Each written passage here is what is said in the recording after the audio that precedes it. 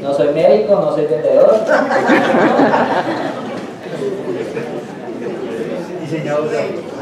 Pero estoy acá para continuar con nuestro estudio del Evangelio de Lucas. Y para contextualizar un poco, nos devolvemos un poquito a los últimos versículos del capítulo 19. ¿Se recuerdan cuando Jesús entra al templo y pone orden a lo que estaba pasando ahí? Él llama la atención a las personas que estaban trabajando en el templo. Se estaban lucrando, estaban abusando de las personas. Eso está en Lucas 19, 45 al 48. Por ende, como lo explicaron los hermanos que estaban predicando antes, los pasajes anteriores, se unen a dos grupos o tres grupos de líderes sociales y religiosos de la ciudad para hacer un ataque coordinado y sistemático en contra de Jesús. Básicamente le hacen tres preguntas. Hoy vamos a ver la tercera pregunta. Y eso lo podemos ver en Lucas 22, la primera pregunta, y en Lucas 20, 21. La segunda pregunta que les hacen, que fue la de hace 8 días, que es con respecto al tributo. El texto que vamos a ver hoy está en Lucas 20, del 27 al 40. Quiero que me acompañen ahí. 27. En algunas Biblias, los subtítulos que tiene, dice que habla del matrimonio y de la resurrección. Básicamente yo lo entendí que solamente habla de la resurrección, aunque utiliza una pregunta con respecto al matrimonio, pero lo importante ahí en lo que vamos a ver el día de hoy es la resurrección. ¿Qué pensaba Jesús acerca de la resurrección? ¿Qué pensaban los saduceos, que son los personajes del día de hoy? En el versículo 27, iniciando, bueno, antes de eso, si ustedes recuerdan cuando se hizo la prédica del joven rico, que llegó corriendo a hacer una pregunta acerca de la vida eterna, eso es algo que todos nosotros tenemos en el corazón. ¿Qué va a pasar después de que moramos? ¿Qué va a pasar con nosotros? Es algo que está muy inherente en nosotros como seres humanos, o por lo menos en la gran mayoría. En el versículo 27 dice: llegando entonces algunos de los saduceos, los cuales niega haber resurrección, le preguntaron: Maestro, Moisés nos escribió, si el hermano de alguno muriere teniendo mujer y no dejare hijos, que su hermano se case con ella y levante descendencia a su hermano. Hubo pues 7 hermanos, y el primero tomó esposa y murió sin hijos. Y la tomó el segundo, la cual también murió sin hijos. La tomó el tercero, y así todos los 7 murieron sin dejar descendencia. Finalmente murió la mujer. Versículo 33. En la resurrección, pues, ¿de cuál de ellos será la mujer? Ya que los 7 la tuvieron por mujer o esposa. Entonces, respondiendo Jesús les dijo: los hijos de este siglo se casan y se dan en casamiento, mas los que fueren tenidos por dignos de alcanzar aquel siglo y la resurrección de entre los muertos, ni se casan ni se dan en casamiento, porque no pueden ya morir, pues son iguales a los ángeles y son hijos de Dios al ser hijos de la resurrección. Pero en cuanto a que los muertos han de resucitar, aún Moisés lo enseñó en el pasaje de la zarza, cuando llama al Señor Dios de Abraham, Dios de Isaac y Dios de Jacob, porque Dios no es Dios de muertos, sino de vivos, pues para Él todos viven. Versículo 39, respondiéndole algunos de los escribas dijeron: Maestro, bien has dicho, y no osaron preguntarle nada más. Es un pasaje corto, pero llega este grupo a hacer una pregunta acerca de la resurrección. Y Jesús, de hecho, tenía su propio concepto, su propia verdad más bien, acerca de la resurrección. Recordemos que él ya había hablado de su propia resurrección en Lucas 18. Dice, porque será entregado a la gente y será escarnecido e injuriado y escupido. Y después que lo hubieren azotado, le matarán, mas al tercer día resucitará. Esta pregunta en cuestión posiblemente ocurre el martes de la semana de Pasión. Y esta vez está en manos del grupo llamado los saduceos.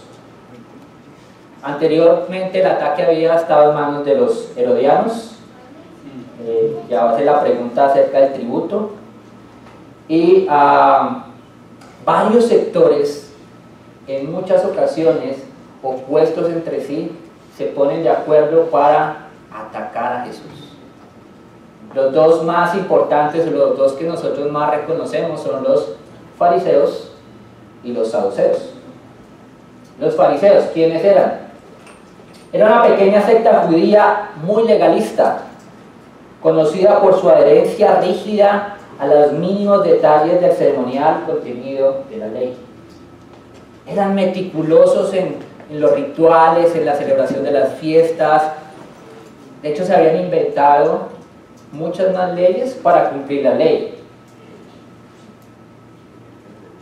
Paradójicamente, los encuentros que Jesús tuvo con este grupo siempre terminaron en conflicto.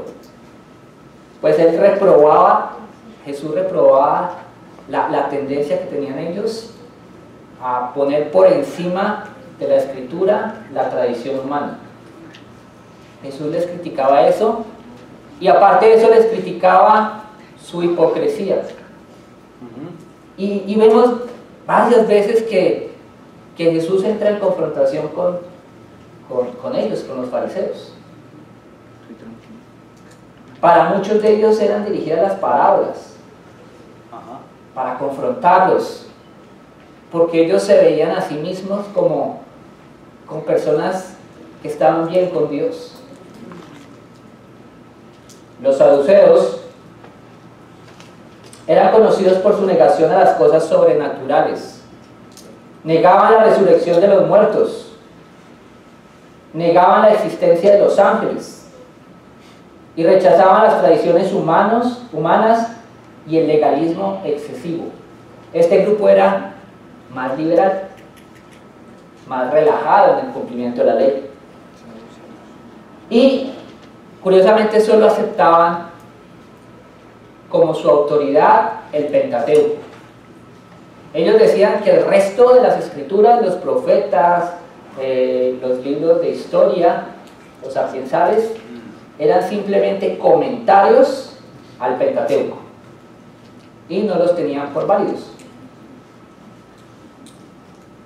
Normalmente eran gente adinerada, miembros de la tribu sacerdotal, aristocráticos, y en los tiempos de Herodes esta pequeña secta, que eran en cantidad eran menos que los fariseos, pero estos tenían la particularidad que controlaban el templo.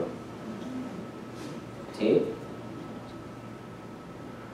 Entonces van a darse cuenta ustedes por qué la reacción de este grupo, por qué se pusieron de acuerdo con sus archienemigos, por decirle de alguna forma, por el otro grupo que tiene una forma de pensar opuesta y contraria acerca de la ley y acerca de cómo deben vivir. Los fariseos tenían por encima de la escritura las tradiciones humanas de los rabinos. Ellos no. Ellos se limitaban al Pentateuco, los 5 primeros libros de nuestras Biblias. Y grupos opuestos entre sí se ponen de acuerdo para criticar y hacer un ataque a Jesús. La reacción más inmediata es: Jesús entró en el templo y los llamó al orden. los confrontó y eso no les gustó para nada y empezaron a pensar en cómo hacían para matarlo. Ahora, la pregunta, versículo 28. Llegaron diciendo: Maestro, igualito que los otros grupos, con hipocresía, con salamalería. Eso era para ver si estaban poniendo atención. Voy a hacer planas. Con esa hipocresía tan latente, o sea, si no creían en Jesús, se estaban buscando cómo matarlo, cómo darle el quiebre, y llegan diciéndole: Maestro. Y su objetivo era dejar en ridículo, dejarlo a él como maestro, como rabino, dejarlo en ridículo, pero además a mostrar lo ilógico y absurdo que era creer en la resurrección. O sea, ellos no creían en la resurrección. La resurrección es un hecho sobrenatural y ellos no creían en ese tipo de cosas. Entonces ellos dicen: Maestro, Moisés nos escribió. ¿Dónde encontramos nosotros los relatos acerca de Moisés? En el Éxodo, que está en el Pentateuco. Entonces ellos se pegan de una escritura en la que ellos confiaban y le daban autoridad para hacer la pregunta. Y acompáñenme a Deuteronomio 25.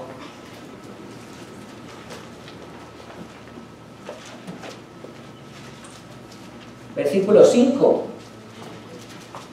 Ahí vamos a ver la ley, ahí vamos a ver qué era lo que Moisés había decretado y lo que se conoce como la ley del levirato.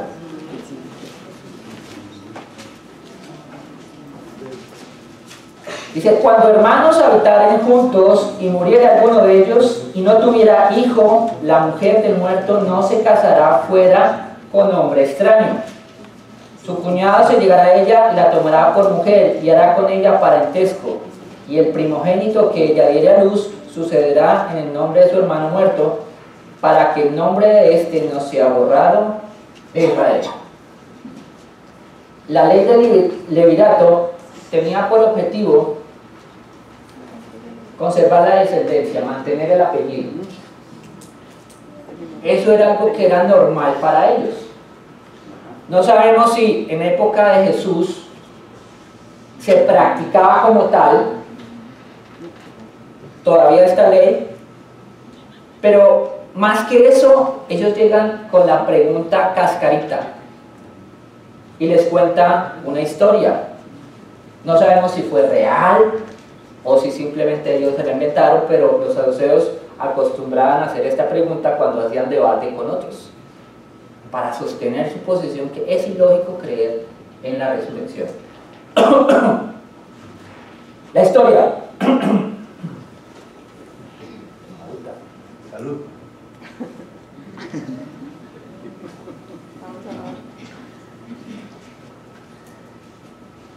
La historia dice: hubo pues 7 hermanos y el primero tomó por esposa y murió sin hijos.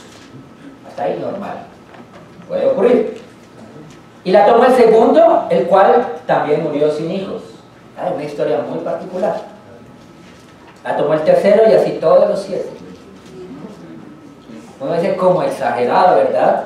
Como si fuese escrito por un paisano. Son exagerados los paisanos. Y puede sonar cómico, chistoso. Ya yo creo que el hermano quinto decía: uy, yo no me caso con ella. No. O sea, ya había un derrotero, ya había unos antecedentes. La viuda negra, no sé. Daría susto. Pero la intención era exagerar la situación para la pregunta. O sea, en la resurrección, imagínense, ellos no creían en la resurrección, pero la pregunta la hacían acerca de la resurrección. ¿Sí? Y en la resurrección, entonces, ¿de quién va a ser esposa? Ellos esperaban, realmente estaban convencidos que Jesús iba a salir callado y humillado, obviamente perdiendo toda autoridad como maestro. Era una pregunta que es muy complicada de responder.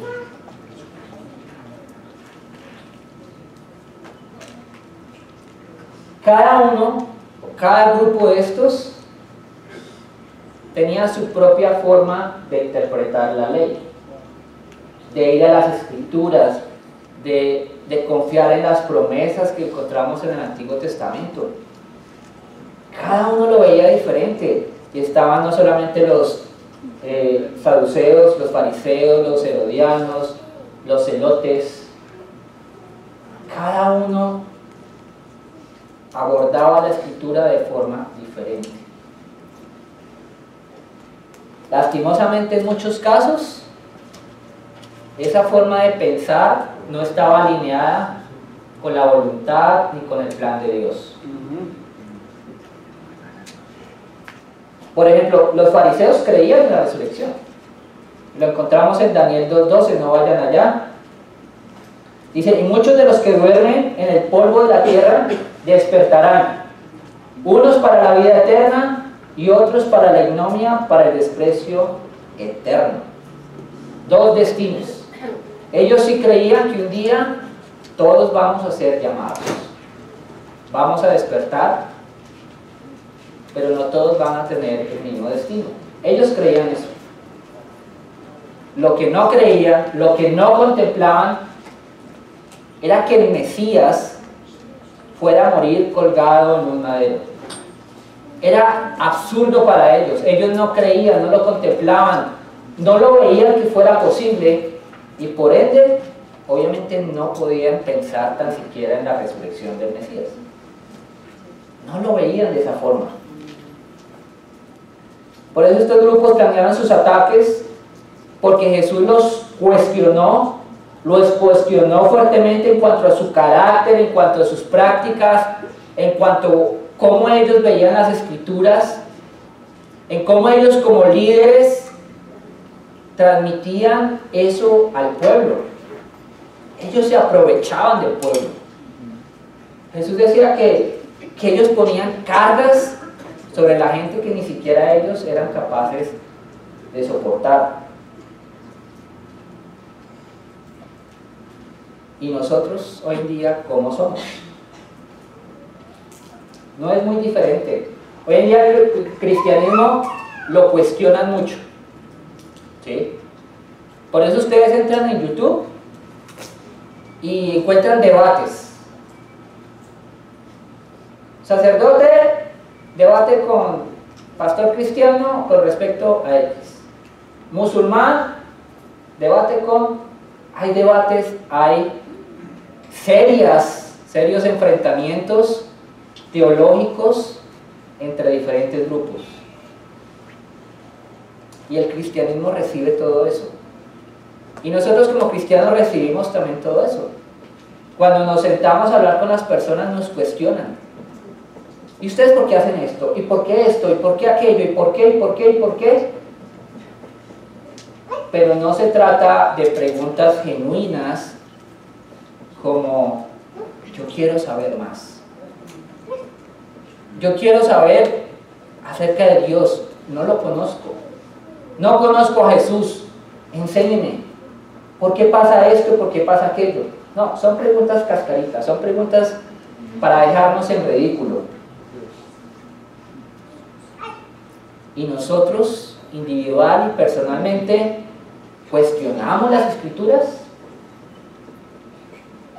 porque muchas veces la escritura nos cuestiona, nos confronta personal, y sabemos lo que hay que hacer, lo que decía Mauricio el viernes. Sabemos qué hay que hacer, sabemos cómo manejamos nuestra pureza, cómo manejamos nuestras finanzas, nuestra rectitud en el trabajo, cómo manejamos nuestras relaciones. Es que a veces es tan difícil. No lo hacemos y empezamos a razonar. es que esto, pero es que aquello. Tratamos de buscarle la falla lógica a la escritura. Pensamos que tal vez son textos pasados de moda. Ah, eso era en ese tiempo, hoy en día ya no aplica. Y no es que todo lo que sucedió en el Antiguo Testamento tenga que ser igual hoy en día. Pero hay cosas que sí permanecen, que sí son verdades universales, verdades que atraviesan el tiempo y hoy siguen siendo vigentes. Cuando confronta mi moralidad, ¿cómo es? Mi carácter. ¿Está siendo orgulloso? No. Es que el otro, es que mi esposa, es que mis hijos. Es muy difícil tener hijos, ¿cierto?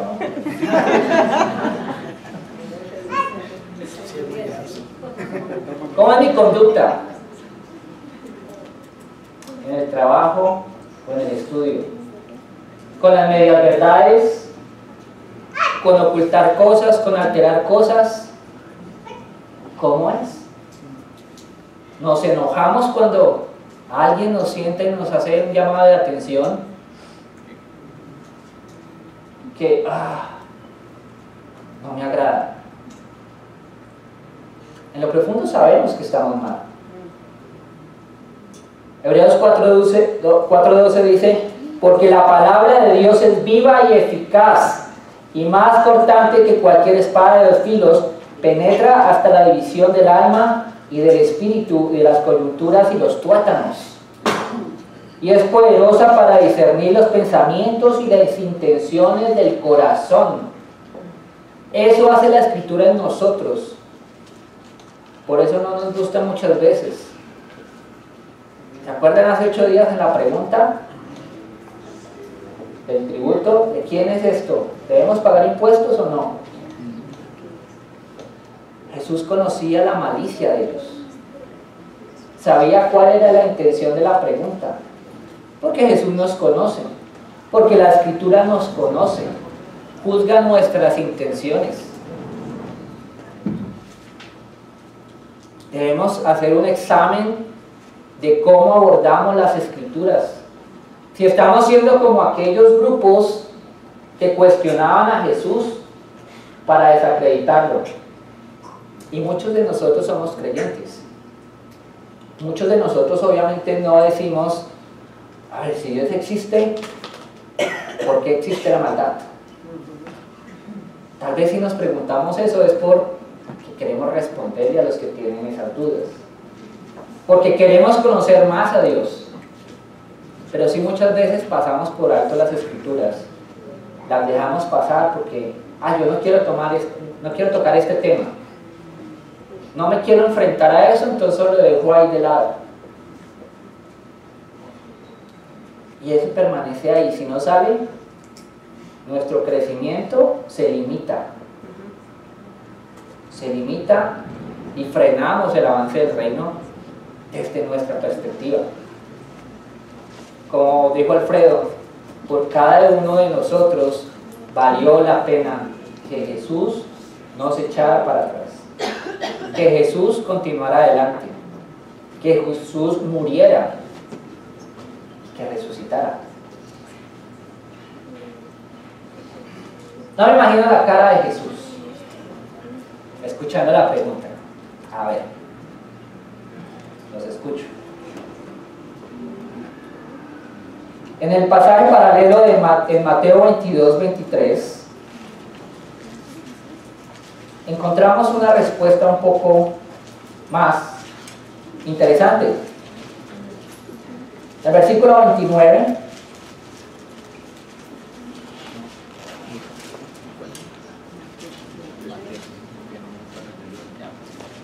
¿estamos? Mateo 22-29. Gracias. Ahí ustedes sacando la página. Vamos, Fabio, vamos. Eso ya sí, no dejo encargado a alguien. Entonces respondiendo Jesús les dijo: erráis ignorando las Escrituras y el poder de Dios. ¡Ah! ¡Qué golpe! Qué golpe, porque ellos se sentían que eran fieles interpretando las Escrituras y que conocían a Dios. Y Jesús les dijo, están mal. Están equivocados, están ubicados donde no es.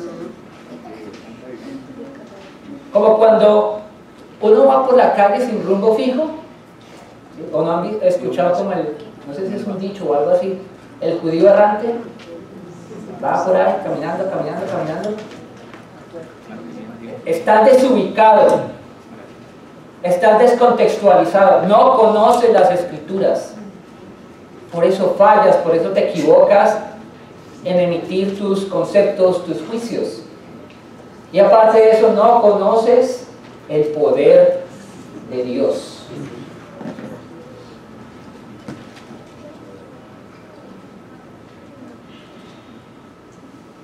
No es que el Pentateuco tuviera fallas teológicas, como muchos hoy en día tratan de decir.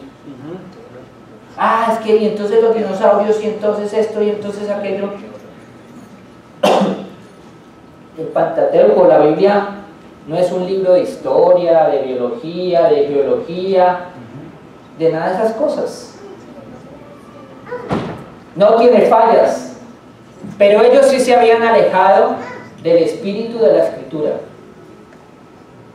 Ellos habían dejado de ver a Dios a pesar de su apego minucioso de las Escrituras.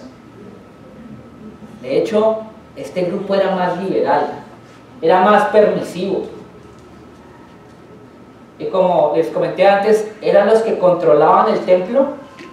Entonces, ellos abusaban de las personas, ellos manejaban y controlaban todo ahí, ellos vendían los animales de los sacrificios. Era muy complicado que alguien viajara de otra ciudad y se llevara su propio becerro. No, llegaban allá y lo compraban, pero tiene que ser con dinero del templo. Y ellos manejaban el dinero del templo, entonces ponían sobrecostos, abusaban, por eso se estaban enriqueciendo. Y obviamente mantenían agradando a Roma. ¿Sí? Porque si había una revuelta, pues ellos salían perjudicados. No es muy diferente hoy en nuestros países, ¿verdad?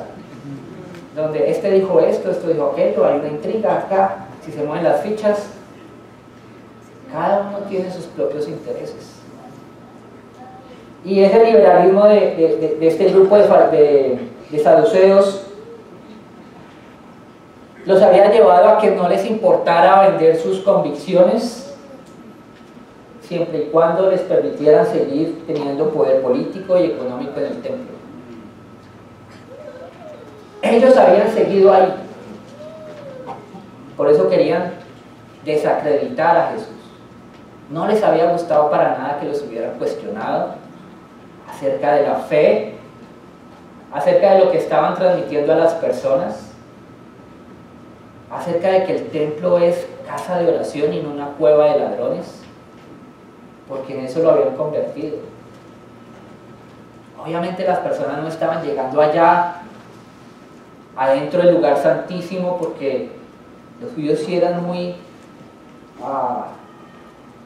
celosos de ese tipo de cumplimientos. Entonces la gente estaba allá afuera, alrededor del templo, con sus mesas de cambio y todas esas cosas. Pero ¿qué hay del corazón de las personas cuando Dios dice: yo habitaré en medio de ellos, yo habitaré en el pueblo de Israel? Y estos dirigentes estaban socavando eso, estaban llevando a las personas a que se alejaran de Dios. Ellos se habían alejado de Dios y las personas se estaban alejando de Dios. Y no había un grupo en el cual, ¿pero para dónde voy? No, metámonos a los elotes, o metámonos a este, o metámonos a aquello. Hoy en día pasa lo mismo. Hoy en día hay muchos grupos. Hoy en día entramos en controversia por todo. Por la camiseta del equipo de fútbol, por el color del partido político, hasta por qué cantante es mejor, qué tipo de música es mejor. y la gente entra en ese tipo de peleas. Mucho de la sociedad de hoy en día tiene el mismo comportamiento y forma de pensar de los saduceos. Se alejaron de Dios, se alejaron de las Escrituras y por ende no conocen el poder de Dios. Y no es que nos hayamos vuelto absolutamente ateos. A esta hora hay miles de personas que se estaban congregando. Miles de personas van a iglesias, pero miles de personas se han alejado de Dios porque no conocen las Escrituras. Porque se han alejado de las Escrituras. Segunda de Timoteo 4:3 dice: porque vendrá tiempo cuando ni sufrirán la sana doctrina. Antes, teniendo comezón de oír, se amontonarán maestros conforme a sus concupiscencias. Trabajo. Y apartarán de la verdad el oído y se volverán a las fábulas. Imagínense escuchar la palabra y cuando se confronta la gente dice que siente comezón, como ¡ay! Y no quiero escuchar eso. Y más bien me busco a alguien que me diga lo que yo quiero escuchar, lo que es más placentero. Diga que voy a tener plata, que me va a deparar el futuro. Quiero reclamar mi milagro, mi sanidad. La gente se busca eso. Ahora, esta pregunta expone a los saduceos en dos formas. Uno, porque los cuestiona cuál era el pensamiento que ellos tenían acerca de la resurrección. Y dos, porque según el entendimiento que tengan, o nosotros también tengamos de ello, es importante para nuestra vida de hoy en día. O sea, nos va a moldear nuestra forma de vivir. La resurrección es un tema crucial en el cristianismo. Pablo lo menciona en 1 Corintios 15. Es una exposición magistral acerca de la resurrección. Al parecer había hermanos en Corintio que estaban dudando o estaban pensando algo diferente acerca de la resurrección. La resurrección no es un invento, la resurrección no es un mito. Hay personas que han dicho: eso es un invento del cristianismo, eso es un invento de los primeros cristianos, y no es así. Está certificado. Hay personas que fueron testigos oculares. Se le apareció a los discípulos en un cuarto cerrado, se le apareció a más de 500. A los dos que iban camino a Emaús, se le apareció a Jacobo.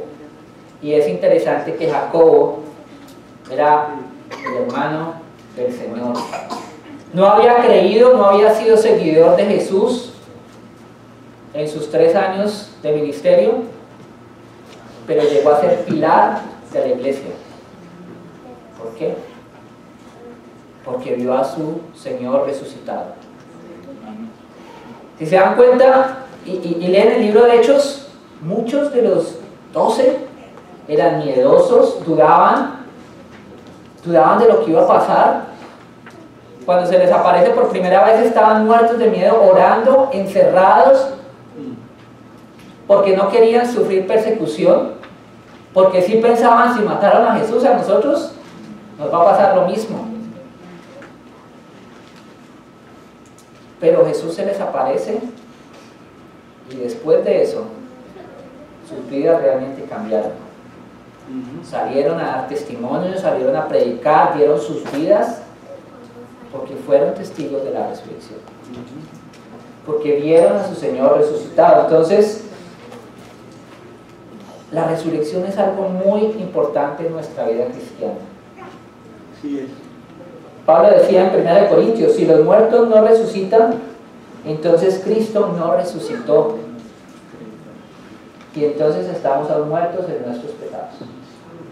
No importa qué tan recto vivamos, qué tan buenas personas seamos, qué tanto nos apegamos a Dios, pero si Cristo no resucitó, nuestra fe no sirve de nada. Se cae completamente. No sirve.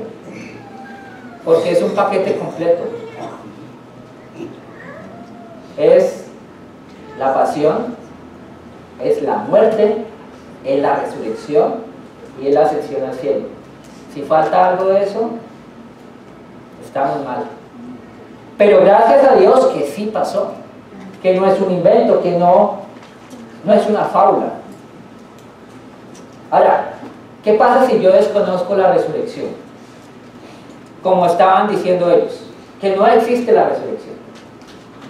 Y pueden entender el modo de vivir de ellos. Cuando la resurrección no existe, nuestra responsabilidad con Dios se limita a esta tierra.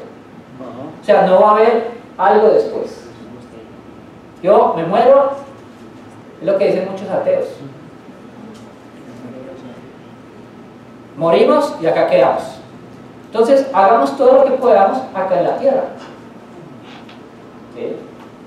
De hecho, los que predican prosperidad y todas esas cosas quieren hacerse ricos acá en la tierra. No le prometen a la gente nada después, porque no les interesa. No les interesa que la gente vea lo que van a tener realmente en el futuro. Entonces, como yo no tengo un pensamiento de una vida después de la muerte, no tengo temor de Dios. No tengo temor a las consecuencias. ¿No? Entonces por eso estos hombres o este tipo de grupos estaba viviendo tan liberalmente. Porque hagamos lo que hagamos, no va a haber una consecuencia después. Por ende, si yo no creo en la resurrección, si la anulo, pues tampoco voy a creer en el juicio. Ni tampoco voy a creer en la vida eterna. Si todo termina el día que yo me muera, no va a haber nada. En Proverbios 8:13 dice que el temor de Jehová es aborrecer el mal. Cuando nosotros realmente creemos y conocemos a Dios, aprendemos a tener temor de Él. Y no solamente nos quedamos en que Dios es amor, entendemos que Dios es justicia y que Dios es un juez que un día nos va a juzgar, que un día va a haber juicio y que nuestras vidas deben estar dedicadas a hacer su voluntad, porque un día vamos a estar frente a Él a rendirle cuentas de lo que hemos hecho. Un día va a ser así.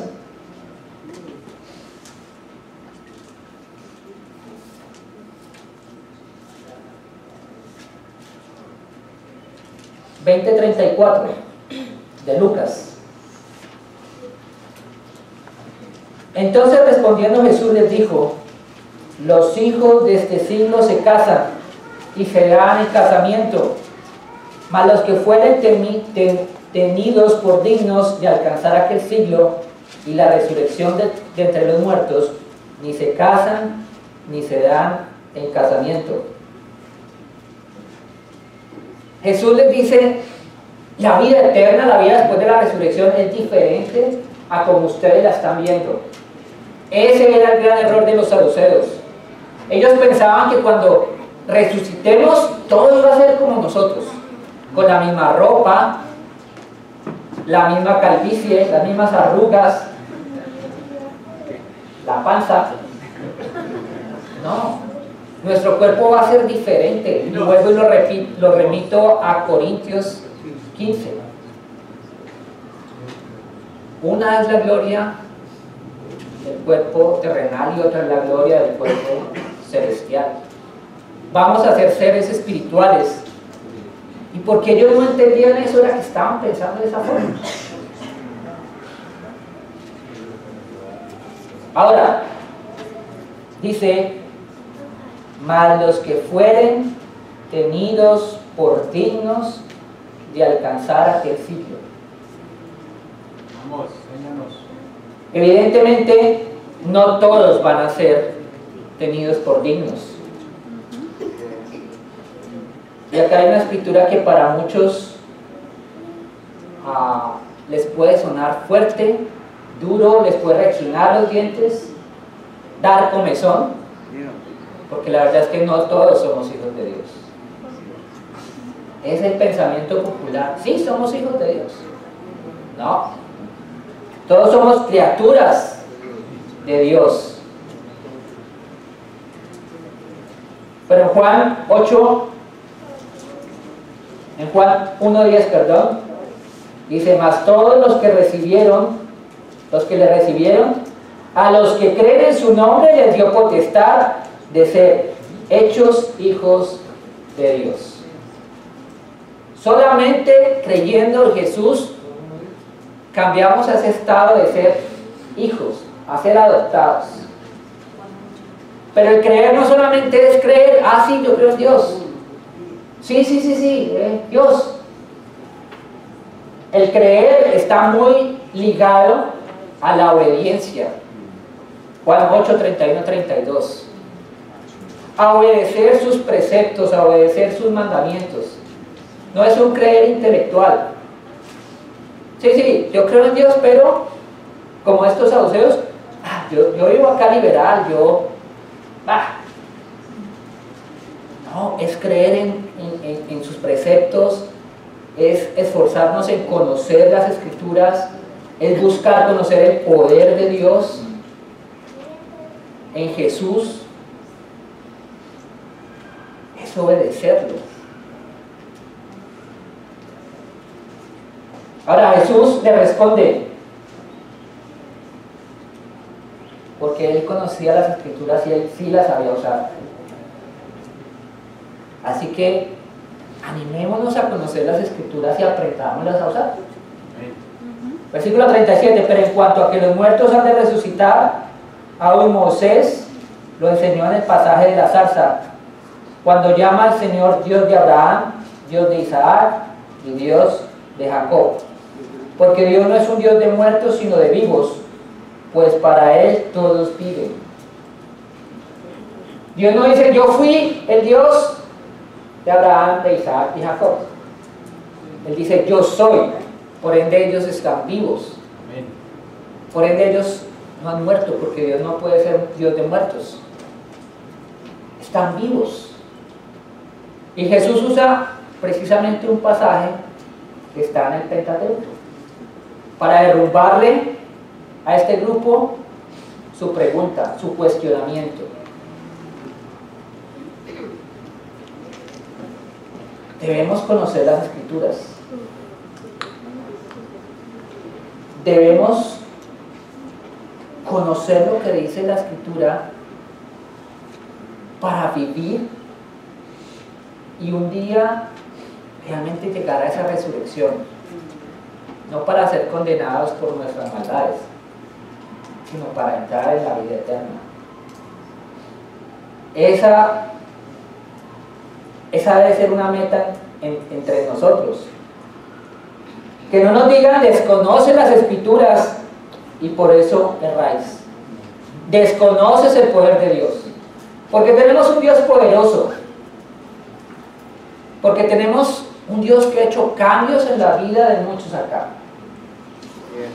La resurrección sigue transformando vidas. La resurrección sigue arreglando familias. Lo que decían ahora, hay tantas personas en nuestra sociedad, tantas familias destruidas, tantas niñas, mujeres que son violadas por sus mismos familiares, potencializados por el licor, por la droga, tantas entidades corruptas. Si ustedes se dan cuenta, Hay denuncias en todo lado, en contra de la policía, en contra de los taxistas, en contra del gobierno, en contra de deportistas, en contra de profesores, sacerdotes, pastores. El problema no son las instituciones, el problema son nuestro corazón. Si nosotros no estamos siendo transformados como cristianos por la resurrección, nuestra fe podría ser vana, porque nos vamos a terminar alejando de las Escrituras. Los saduceos, o algunos de los que estaban ahí, responden: bien has dicho. Se quedaron callados, se quedaron pasmados. Y dice que no osaron volverle a preguntar. Qué bonito, qué lindo, qué humildad. Lastimosamente eso no les sirvió de nada. En Hechos 23, 1 al 8 encontramos un pasaje en el que Pablo se defiende porque fue apresado por estar predicando el nombre del Señor Jesús, y en la audiencia había dos grupos, saduceos y fariseos, e inteligentemente Pablo plantea el tema de la resurrección. Yo creo en la resurrección, y se pusieron a discutir entre ellos y a él lo dejaron ir. Ellos seguían en su error.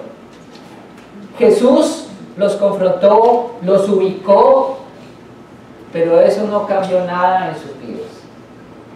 Hermanos, amigos, que hoy no pase esto en tu vida. Que hoy no pases por alto la Escritura. Que hoy no sea un sermón más. Que hoy no sea una reunión más. Que hoy tomen decisiones, como lo están haciendo acá en la sede. Un bautizo, un hombre que va a creer en Cristo como su Salvador, y que cuando se sumerja y salga, se une a Cristo en su resurrección. Amén. Esa es nuestra esperanza como creyentes. La invitación para nuestros invitados: estudien la Biblia, no ignoren las Escrituras, conozcan el poder de Dios revelado en nuestro Salvador, conozcan el plan de Dios para su salvación, arrepiéntanse de sus pecados, bautícense para el perdón de sus pecados, caminen en santidad y según su misericordia renazcan para una esperanza viva por la resurrección de Jesucristo de los muertos, para una herencia incorruptible, incontaminada e inmarcesible, es lo que dice 1 Pedro 1, 3, 5. Y para mis hermanos, Efesios 1, 15 al 20.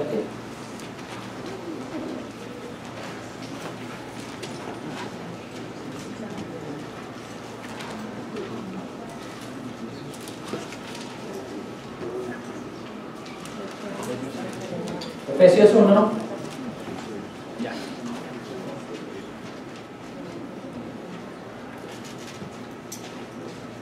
Por esta causa, también yo, habiendo oído de vuestra fe en el Señor Jesús y de vuestro amor para con todos los santos, no ceso de dar gracias por vosotros, haciendo memoria de vosotros en mis oraciones, para que el Dios de nuestro Señor Jesucristo, el Padre de gloria, os dé espíritu de sabiduría, de revelación en el conocimiento de Él, alumbrando los ojos de vuestro entendimiento, para que sepáis cuál es la esperanza a que Él os ha llamado, y cuáles las riquezas de la gloria de su herencia en los santos, y cuál es la supereminente gracia de su poder para con nosotros los que creemos, según la operación del poder de su fuerza, la cual operó en Cristo, resucitándole de entre los muertos y sentándole a su diestra en los lugares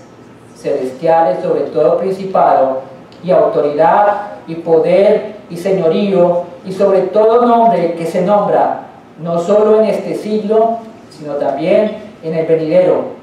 y sometió todas las cosas bajo sus pies, y lo dio por cabeza sobre todas las cosas a la iglesia, la cual es su cuerpo, la plenitud de aquel que todo lo llena en todo. Muchas gracias.